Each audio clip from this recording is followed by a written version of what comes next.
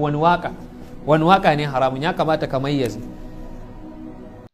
Assalamu alaikum ‘yan uwa musulmai.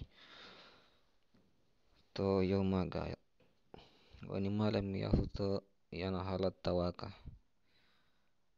Har mawaka na ga bidiyoyinsu suna magana cewa waka ba halal ba ne, haramun ne, mun sani, amma muna yi. To wanda ya amsa haramun ne waka, amma yana yi, to shi zunubi ne za a rubuta mishi kamar yadda malamai suka fada. Amma wanda ya halatta gaba daya kwata-kwata ya halatta, ya ma fita daga cikin addini.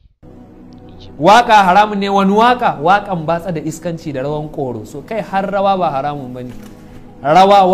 Waka ya maka daɗi ka shiga shauki ka dan taka rawa ba haramun bane. Barkanmu da warhaka ‘yan uwa musulmai.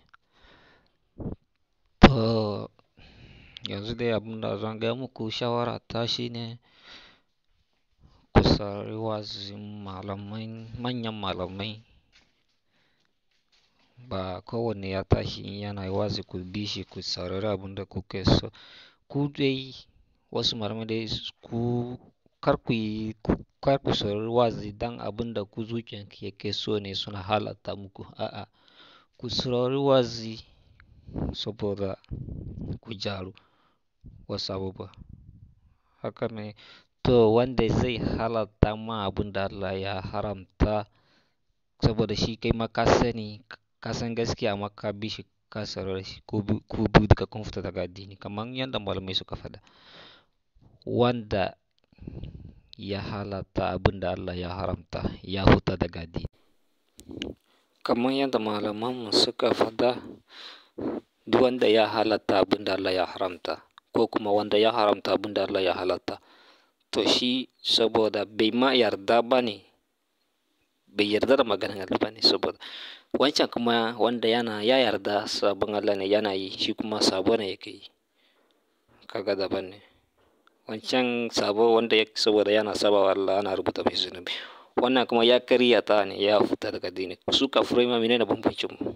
Ba su yin sallah kuma sun karyata maganar Allah. To ka zama irin shi kenan. Haka nan ne. To abu guda da ba ku sani ba, ko shaidan in ka ce shaitan, kun sani ko shaitan? Ko shaidan in aka ce ya yi wa'azi, abin da zai faɗi kenan, saboda kowa ma yana so ya bi. Akwai shaidanun mutane cikinmu suna rayuwa kamar mu, muna gani su suma suna gani, suna da TikTok, suna da YouTube, duka in sun yi magana kuma zan mutane ne, a'a shaidanu ne. Cikin mutane, jinsin mutane akwai shaidanu, kowa zan babu shaidanu, akwai su, suna tare da ku, suna muku abin da kuke so. Duk abin da zuciyarsu suke so suke halal ne. Wannan abun kuma ƙarshen zamani da muka zo kenan. Dole ne gaskiya guda ɗaya ne za mu faɗe ta. Kuma malamai ma ya kamata su tashi su yi wa'azi a kan wannan abun. Kowa ya yi shiru, wannan bai adalci ba ne. Ku yi shiru kuma akwai masu wanda ba su da hankali. Ko yaro ƙarami wanda bai yi karatu ba, gaskiya dai ya sani gaskiya ne, amma akwai wanda sun biye wa zuciyarsu. Wani kuma hankalin shi ma ba zai kawo, tunanin shi ma ba zai kawo abin da yayi, wani malam ne, shi malami ne. To ba akwai shaidanun mutane ba. Su ne sun shiga malamai ne suka yi. Sun ɗauka sura wani shaidanin yana iya zuwa daga wani, saboda su shaidana ne. Duk wanda ka gan shi yana yin abin da bai daidai ba, kuma wani ma yana so ya yi, shaidani ne ko. Mene bambanci da shaidan?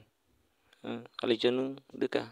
Kaman shaidan shi ma yana saba wa Allah, shi yasa yana neman abokan tafiya. To wanda yana saba wa Allah shi kuma baya neman abokan tafiya, baya so wani ya shiga.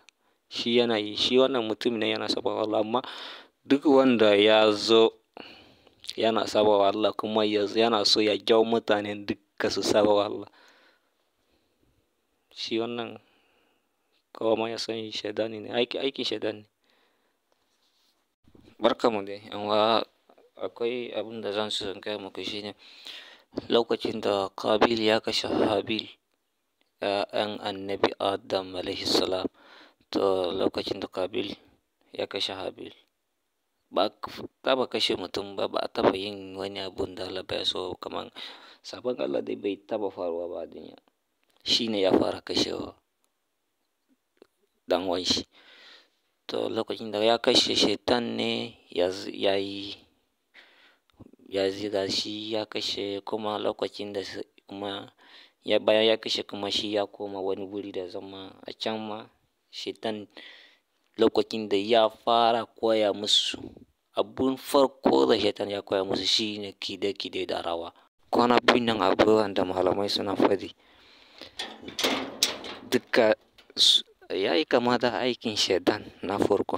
Shaitan aikin shi na fari wanda ya fara cikin zunubai, ya fara koya wa mutane kiɗi da rawa. To yanzu abun da wannan bawan Allah ya faɗa, bana cewa malam saboda shi yanzu ko ni bana iya faɗa buri wannan. Malam in nace malam kaman na biya mishi, in nace malam to ni da ba malam ba na san gaskiya balle shi.